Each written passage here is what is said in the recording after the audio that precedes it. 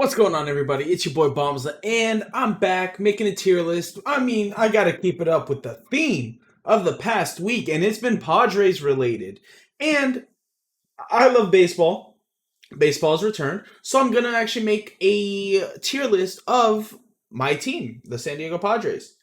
Of course, it's difficult to make a tier list. Everyone has an opinion on it, and this is just my rendition of a tier list. I would love to know what you guys think down in the comments below about where you would place some players compared to others.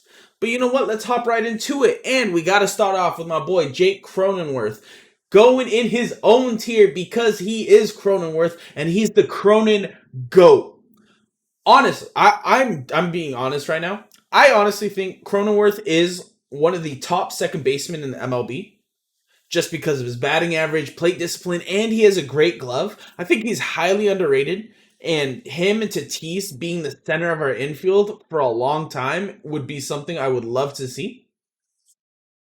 Last year was in the shortened season, may I add.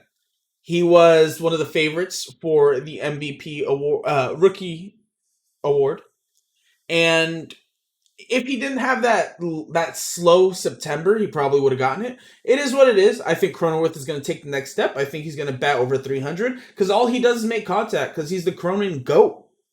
Let's hop on to our next person. We got Ha Seong Kim. We got him from the KBO. He is a fresh player.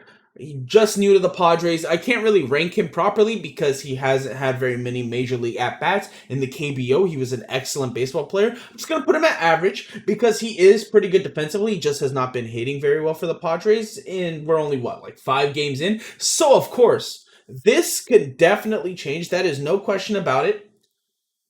I just think he's put in the average tier right now just because I haven't... No, yeah, I'll put him in average. Even though I haven't seen enough of yet, his KBO record really does put him at like average MLB player, where he could definitely take that next step with the Padres. Next, we got Eric Hosmer. We got him at All-Star level. He's a great first baseman. Absolutely great hitter. Of course, the shift has been hurting him recently. It is what it is. Just recently won NL Player of the Week. Excellent player, Eric Hosmer. What can I say about Hos, man? What can I say? Next we got, whenever I run into people, I can't readily identify their face. I gotta hop into my list real quick. We got Austin Nola. He's been our catcher. We got him last year in a trade with the Mariners. Came in about mid to late August. When he was playing for the Mariners, was batting 300. He's an excellent hitting catcher. Defensively, he could do a little better. But if you're a catcher that can hit nowadays, you're definitely a treasured commodity. I would rank Austin Nola. It's between All-Star and above average. I'm gonna put him at All-Star because if you're a catcher that can hit 300, you're an All-Star. But with the Padres, he wasn't quite hitting that 300. If he could return to that form that he had with the Mariners, honestly, he could do some big things. Victor Caratini. He is an above average catcher. We brought him over from Chicago because him and Yu Darvish have great chemistry, and I think that's really going to help Yu Darvish come to the Padres and pitch very well. And I'm excited to see what they can do together. Recently, he's been our only source of offense, it seems like. Thank you, Victor Caratini, for that. That's all I got to say. Next, we have Luis Campusano. Luis Campusano is a very highly touted prospect from the minor leagues. He has not been playing very well for the Padres. I'm not going to lie.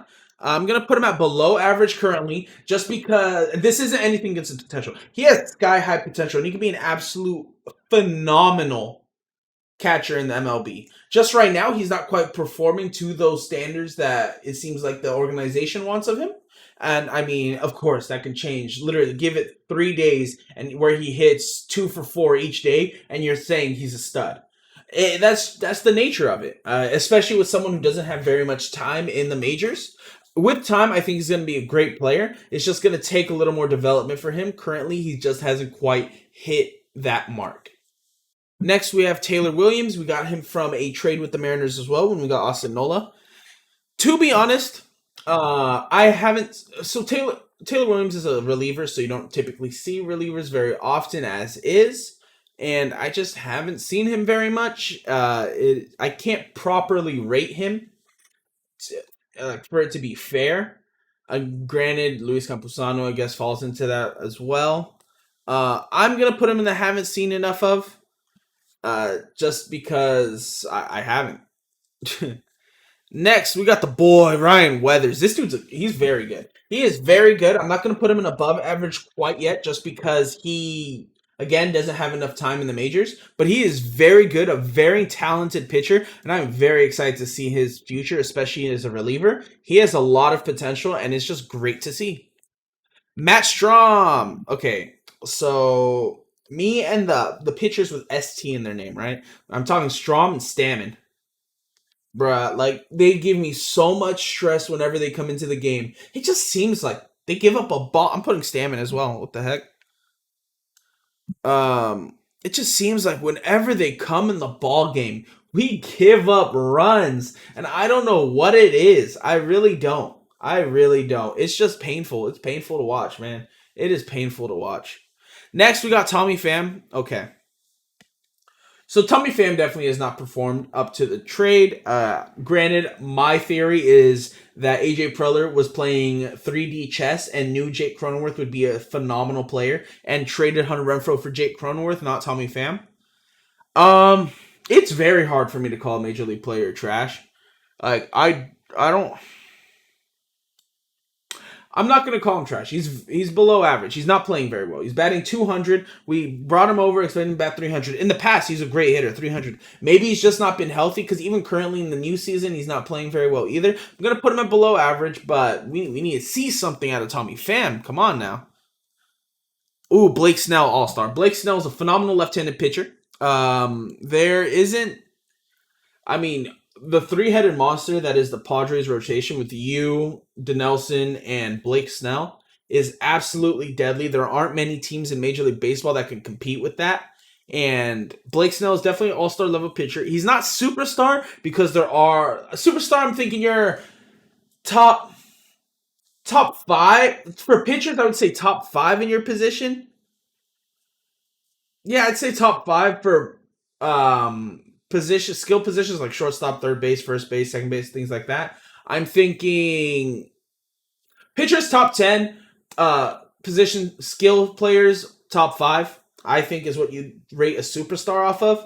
Of course, there's certain positions where maybe it's like top 3 only because it's not as deep. But Blake Snell is definitely one of the top pitchers in baseball. Not quite in that top 10, that upper echelon of like the best pitchers in baseball, but he's very good at what he does. Next we have, is this Drew Pomeranz? I believe this is Drew Pomeranz. Drew Pomeranz. He's very good. He's honestly a very good reliever. It's pretty incredible. The like revelation he's had in his career coming over to the Padres, absolutely incredible. He's been pitching beautifully for the Padres, especially in the past season. Haven't seen much of him so far in the new season, but I can't wait to see him play. Emilio Pagan. Pagan, I would say, is average. He's good. He's a good reliever. He's not great, but he's very good reliever. Give you a good solid inning. He will get hit, but he's pretty good. Chris Paddock. Okay, so this one kind of hurts me. So the Sheriff, right? His rookie season, one of the top pitchers at as a rookie. However, it seems like that he only has 2 pitches in his repertoire, and it's really caused him to get hit around a lot, especially against NL West opponents who have seen him very often. It's sad to see Chris Paddock fall. I definitely think he still has that extremely high ceiling, and he could definitely be a top pitcher. It's just right now he's not playing like one. He gets hit far too often and takes way too many pitches to get outs. Let's go, Sheriff. Let's go. Joe Musgrove, the San Diego kid. I put him at above average, right under All-Star. If he has another great season like he had last year, right there at All-Star. He's a very good starting pitcher. He's the 4th man in our rotation, which is insane, right? For him to be the 4th man in our rotation. Some rotations need to be 1st or 2nd. It just goes to show you how deep the Padres rotation is. And like I said, if he has an excellent season, sky's the limit. This is I don't remember. Let me find out. So this is actually Adrian Morejon. I think like I honestly, Adrian Morejon started the game a couple days ago. Pitched very well. He did give up a run, I believe, but he did pitch very well. And he's only 20 years old. Left-handed pitcher, throws gas. Again, potential. It's crazy. It's crazy how young this Padres team is. They're the number one youngest team in the NL West, which means they're only getting better, and their opportunity to win is vastly larger than some other teams. Like if Adrian Morejon comes together, Paddock comes together, who knows where this team could be? And it makes me so happy to be a San Diego sports fan. And we only have one sport now where we have a team that can compete. Next, Mark Melanson. Mark Melanson, above average. He used to be one of the best closers in baseball. Of course, he has gotten older with age. So that's why I put him in that above average range. Very good closer. He's going to be our premier closer of the season. It looks like could potentially become Drew Pomeranz or anyone else later on in the season, just because you never know. But yeah, he's just above average. Not much to really say about Mark Melanson. Dinelson Lamet. Our first superstar going on the board is Dinelson Lamet. Uh, Potential Cy Young candidate if he's able to get healthy and come back to what he was last season. He can definitely challenge for Cy Young. High strikeout numbers, throws gas, has a vicious slider. What can you say about a superstar pitcher except he's number one in our rotation, and that's for a reason. Next we have Keone Kella. He was a ranger. He used to be a former Ranger. I think he was a relief pitcher. Not too familiar with Keone Kella. I do know he was a good reliever. I believe he was a closer at one point for the Rangers. I can't quite remember, but I do know he is a good bullpen arm to have. And again, the Padres bullpen is ridiculously deep. It's crazy how deep this team is. Next we have, is that Pierce Johnson? Pierce Johnson. I'm putting him in below average. Um, he's okay. He's okay. He's okay. He's okay. Is that Jorge Onya? Jorge Onya. I don't know. Whenever Jorge Onya plays, I just don't see anything out of it. I don't. I really don't. Tim Hill, above average. He's probably going to be one of our eighth inning bullpen arms. Very good left-handed pitcher. I believe he throws sidearm, which is a little interesting for some batters. It's pretty nice to have him as a setup, man. It really is. It really is. These next two players, I cannot tell you off the top of my head. I'm not going to lie to you. Let me find out for you real quick. So the first one's Javi Guerra. I don't like Javi Guerra. I don't think the experiment's working. I believe he used to be a shortstop. They're using him as a pitcher. He gets hit so easily. It's insane. Throws fast, but I mean, what does it matter? People in the majors now hit 99-mile-per-hour fastballs like nothing. It's become commonplace. I don't know Espinosa at all. Like, I'm not even going to play. I don't know him. I don't know anything about him. I don't know who he is. Yu Darvish! All-star. Yu Darvish is an all-star, one of the best pitchers in baseball. Again, is he top five? Probably not. I mean, I'm thinking Max Scherzer, Lamet, Walker Buehler, Scherzer, Sale. There's just a lot of names who are great. I don't know. Yu Darvish, he's like right there. If anything, he'd be like number 9, number 10. It's difficult. It is very difficult. But I don't want to put a million players as superstars because that's not realistic. But Yu Darvish is like right there. He's right there for becoming like superstar level. Michel Baez, or is it Michael Baez? One of something like that. He's not great. He does get hit around. Really just has a fastball. It was Dan Altlavia. Haven't seen enough of. Don't know who you are. Austin Adams, I'm actually not too familiar with. That's who this person is. So I'm just gonna put him in the haven't seen enough of because I don't know enough about him, and I can't rank someone without at least watching them play. Brian, this is O'Grady, right? Yeah, again, haven't seen enough of. Big Will Myers, bro. Big Will Myers is an absolute menace. He is a super stud. Absolutely incredible. I love Big Will. El Gallo. El Gallo. Get you jumbo jacks on the daily. Trent Grisham, above average. The reason I put him at above average is he has a phenomenal glove. He, of course, won a gold glove. Give me a little more with the bat. Just a little more, and we're talking all-star level right there easily. Fernando Tatis Jr. Superstar. Absolute superstar. We just gave him a $340 million contract, and I mean, he completely changed the culture of the San Diego Padres.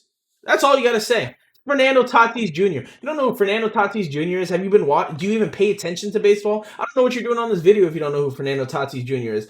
To be honest. Mateo?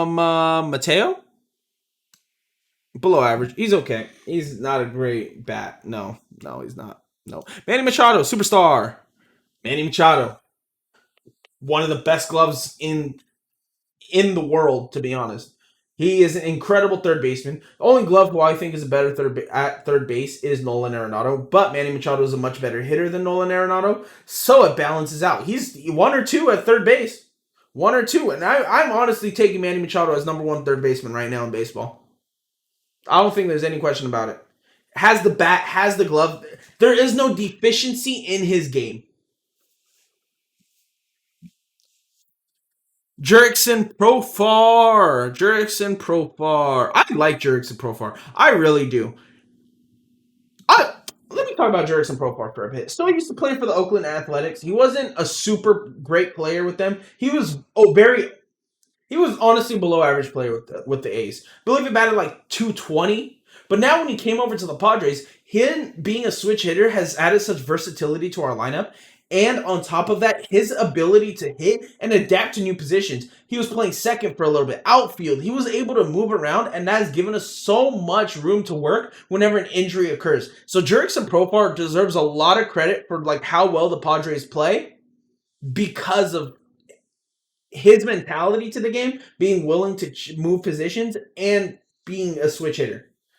And the last person on our list is someone I do not recognize. Yay, that's just not great. I didn't want to end off not knowing who this last person was. This last person is...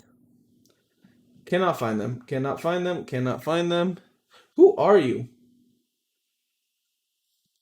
Oh, it's Tucupita Marsano. Another prospect. Okay, Tucupita or Tusapita. I don't know. Haven't seen enough of. That's where I'm putting him. I'm ending the list on that. If you guys enjoyed the video, please actually subscribe. This is our tier list of our 2021 San Diego Padres. Let me know what you guys think in the comments below. I would love to know where you would move some players. If you move them up, move them down. Let me know what you guys think. It's been your boy Bombza, and see ya.